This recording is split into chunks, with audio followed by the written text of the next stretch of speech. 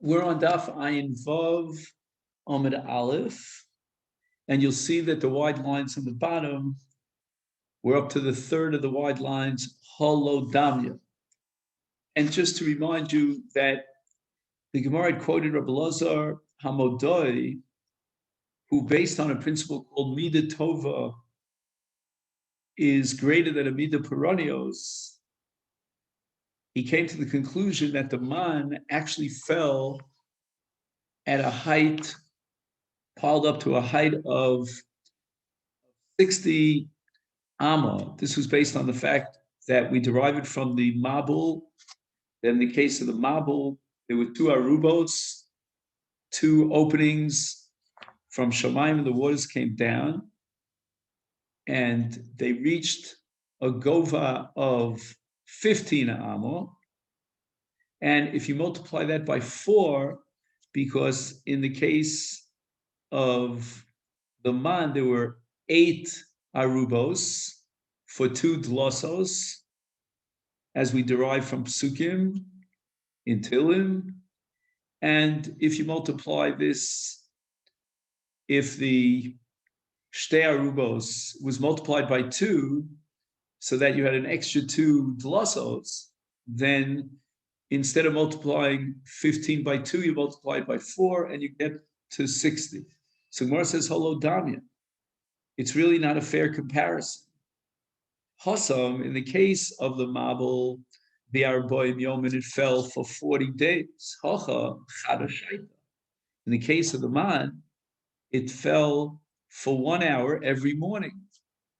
And therefore, it's quite possible that in the Mabul, there were these 2 Arubos that each one had a shear of 15 Amma. But in the case of the Man, when it fell for such a short period of time, we don't know that it had this accumulation of Man. And furthermore, the Gemara says the comparison is not appropriate because Hasam Lukuli Alma, there in the case of the Mabul fell on the entire world. And therefore, in those 2 Arubos, it would make sense that all you needed would be a height of 15 amos, and then the water that's so tall would spread throughout the entire world. But Hacha, in the case of the Man, Li Yisrael L'chudei, it only fell in a limited area, the Machne Yisrael, for the sake of Klal Yisrael. The Machne Yisrael was only 3 parsos squared, let's say an area of let's say, if a parsa would be 2,000 amos, let's say 6,000, we have to figure it out, but nafish lutfei. And therefore, you would have to have a larger accumulation, more than 60 am. And where it says, Rabbi Loza Modoi Psicha Gomar, he had Xeris Shava. And this was based on the fact that in the parish of Mabul, the Torah says, Varubos Hashamayim Niftechu, and we emphasize the word Niftechu. And in the Man it says Vidal Se Shamayim Pasach. So we have the word Niftechu and Pasach, and it's a Psicha Xeris Shava. And therefore, just like Psicha in the case of the Arubos of the Mabul, there was an accumulation of 15 amos of water that came from these 2 Arubos. So to Psicha Abura, the same Psicha in the Dalsos that the Man fell from through these Tlasos, there was an accumulation of 15 am of each of Shtei Arubos for a total of 60 am. So that's what we had in the last discussion, that in the case of the Man Shiyorad Lem L'Yisrael Hayagavah Shishim Am. Now we go back to our Mishnah on Daf Ayin Gimel and Beis. The Mishnah establishes that Yoma Kippurim Osur B'Achila B'Shasiya B'Rechitza B'Sicha B'Nil Sasando B'Tash Shamita Hani Chamisha Inuyim Keneged Mi. Do we find some sort of a remez, at least an allusion in the Torah itself, to these 5 categories of Inui?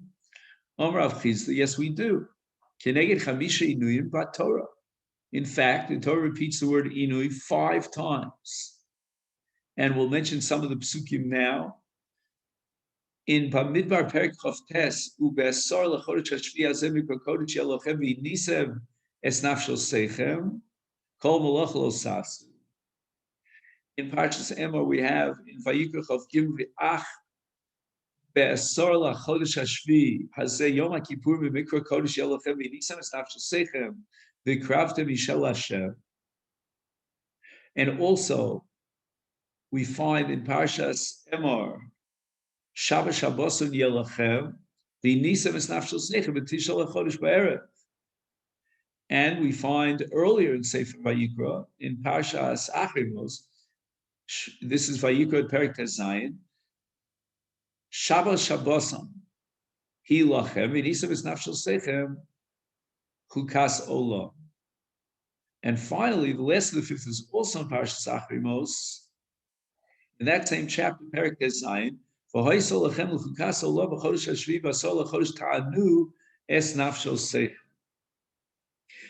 asks, Hani Chamisha Hav.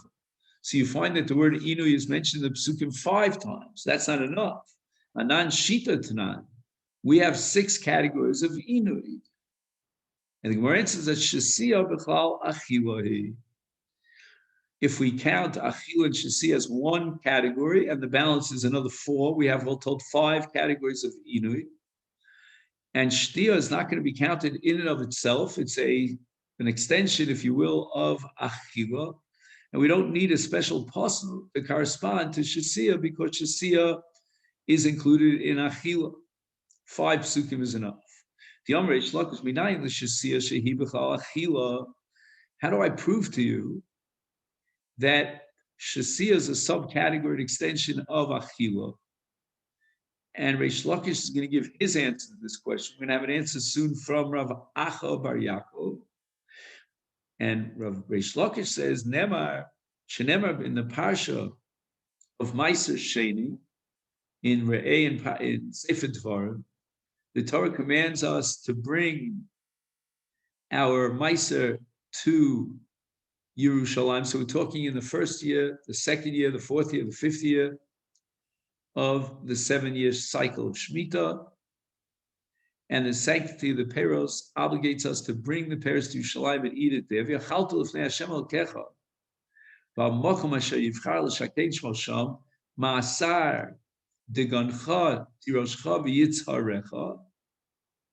Tirosh, says Reish Lakish, what does the word Tirosh mean?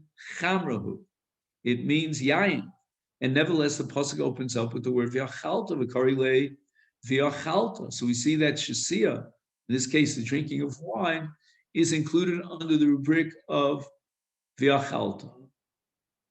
Gemara says, Mimai, how can Reish Lakish prove this? That shasiya is b'chal chilu dilma, perhaps, when the Torah says v'yachalta, the achle al yidei nigron, the wine was mixed with some sort of a solid food that they used to put wine into. Wine was an ingredient in a solid food. Very often they would put tirosh v'yitzar, even oil was mixed into this food. And once the yayin, the liquid, was mixed in together with the solid food, then we consider it as achila, because he's eating solid food. And the liquid yayin is not a separate entity here. It is mixed together with the machal, with the food stuff that is solid. And that's why it's called achila. And the word that's used for any mixture of a liquid together with a solid substance is called anigron. And the Gemara will bring the word anigron in many different contexts. The Amar Rabba Bar Shmuel, anigron is maya de silka. So you have selek, and what you do is you cook the selek, and the liquid element in that mixture, in that tafshil, I thought it was spinach, actually. It could be beets. Let's see how he translates it. Just a second.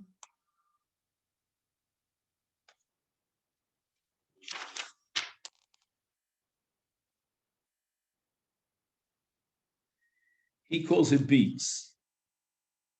Maya de silka is the water of cooked beets. Now there's another word which the Gemara quotes, which is called, and this is also part of Rabba's statement, oxygoron. Oxygoron is Maya de kula shilki. Is, forget about beets for a moment, all other vegetables, any vegetables that you cook, then the water itself is called oxygoron. And it's mentioned in many different contexts in Seder's Royim, in Trumas, and Shvius. It's also Masechet Beitza. And that's what we have here. Let's just see if he adds anything here. It's frequently mentioned in the Talmud that wine and oil were added to anigron and asigaron, he pronounced it. And the wine is consumed as part of the anigron dish. It is being eaten rather than drunk. And that's what the Torah has in mind. Now we have an alternative derivation of the principle of Shtiyah B'chal Achila Mehacha. From the pasuk again, in that context of Masechet, when it speaks about a person who cannot bring his Masechet to Yerushalayim, there's too much of a large volume of Masechet, so he does a pigeon or a chilul, and he transfers the kedusha from the peros over to the modes, and he brings the kesef up to Yerushalayim, and there he buys food and drink, and he eats it in Yerushalayim, the kedusha v'tara. And the pasuk says, "V'nasata kesef b'chol asher ta'aven nafshecha, v'bakar ubatzon, ubiyayin ubeshecha." And then it says, "V'yachalta sham l'fnei Hashem Elokecha."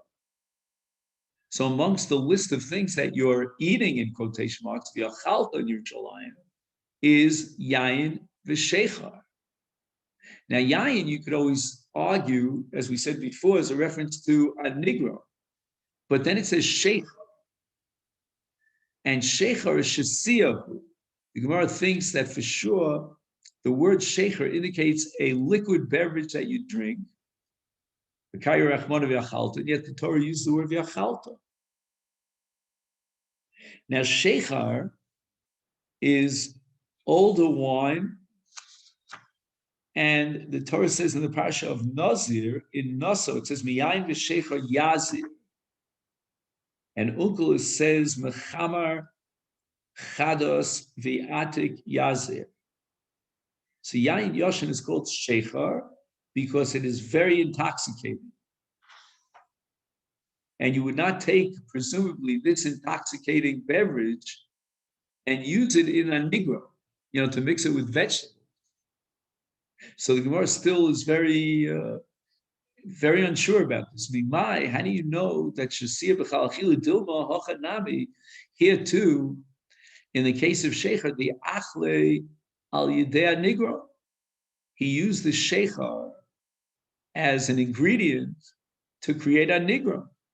But that's something that you eat. It's got the status of a solid food. Gemara rejects it. No, Shechar Kosav Rahman. The Pasuk says Shechar, Nidi de Meshakeh. We're talking about something that is intoxicating, could lead you to a state of drunkenness. And in the case of shechar, you would not put it into a nigron. A nigron is the last thing in the world that should be bringing you to a state of drunkenness. So surely the pasuk by shechar is talking about something that's a liquid shechar. It's an old wine, as we said, vintage wine, and it's very intoxicating. And yet the Torah calls it achila. The Gemara again rejects it. The Dilma, perhaps, what does the Torah mean when it speaks about something that is a liquid that would cause you drunk? Dvela ki'ilis. This is a kind of a fig that comes from a place called Ki'ila. And this fig has an intoxicating power. And that's what the Torah calls achila, because shechar, if it means dvila ki'ilis, then that's something that you would certainly eat, and it would be included on the achila. The sign we have a brisa with regard to a Kohen. A Kohen goes into the mikdash to do avoda. He's not allowed to go in when he's in a state of intoxication, if he's intoxicated. And the brisa says that achal dvela ki'ilis, if he ate this kind of a fig, dvela means when they took the figs and they pounded it into a kind of a solid, and it came, as we said before, from ki'ila, bishasa, or he drank dvash, or alternatively, chalav, he drank milk. All these can bring a person to a state of intoxication. And the Kohen, in this case, indulge in any of these three categories, whether it's dvela ki'ilis, whether he had dvash or chalav, and then v'nichnas l'migdash. And here we have a girsa that I think is a reliable girsa. You should add the word v'avad, meaning he did the avodah. And that's reflective of the shita most Rishonim, that entering into the mikdash is not going to be a violation of the law unless he does the avodah in that state of intoxication. The Rambam, at the beginning of Hilchas Bias Mikdash, has his own unique shita, according to which obviously Girsa is correct, and you leave out the word avad because he's chayav for violating law the minute he enters into the mikdash. And here on the top of Daf Ayin Vav on the base chayav, he gets malchus, he violates the law in Vayikra Perek Yud, Yain Sheikh al Teisht. So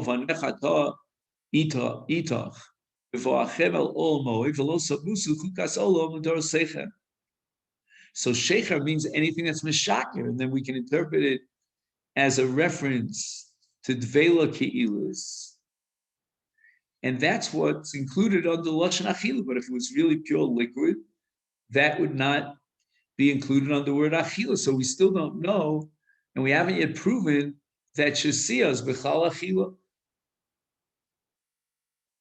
Ella, so the Gemara now defends Rav Acha Bar Yaakov in his derivation from the words v'nasata kesef b'yayin b'sheichar, that Yoliv sheichar means nazir.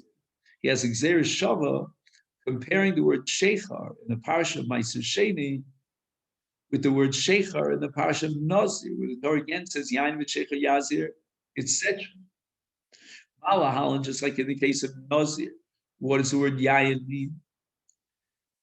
After all, a Nazir is allowed to eat or drink anything that is intoxicating. There's no Isser on a Nazir to have an intoxicating object or foodstuff, but rather he's only usher that which comes from grapes, the liquid that is taken from grapes, grape juice, or wine. That's what a Nazir is usher.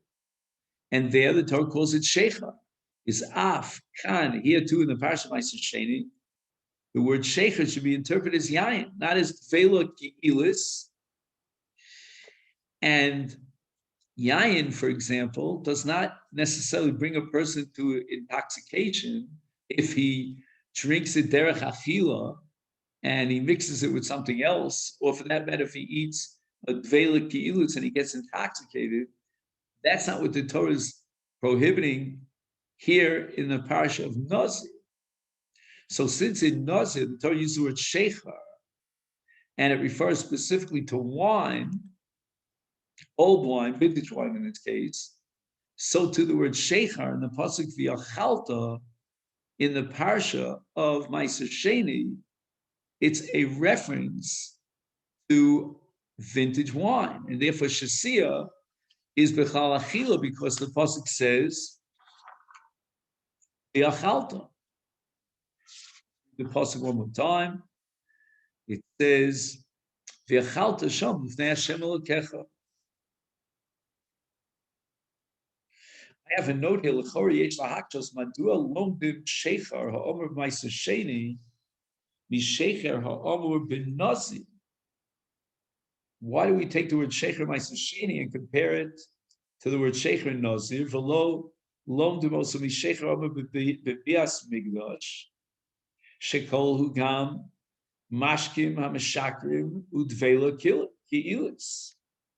And we saw that in the parsha of Yain v'Sheicher al Teish, Atov Vincha, etc., B'Bachem El Ol Moed, that includes Tvela ki'ilis. So why not use that Sheicher in the parsha of Yain v'Sheicher al Teish to compare it to the Yain and to the Sheicher here in our parsha?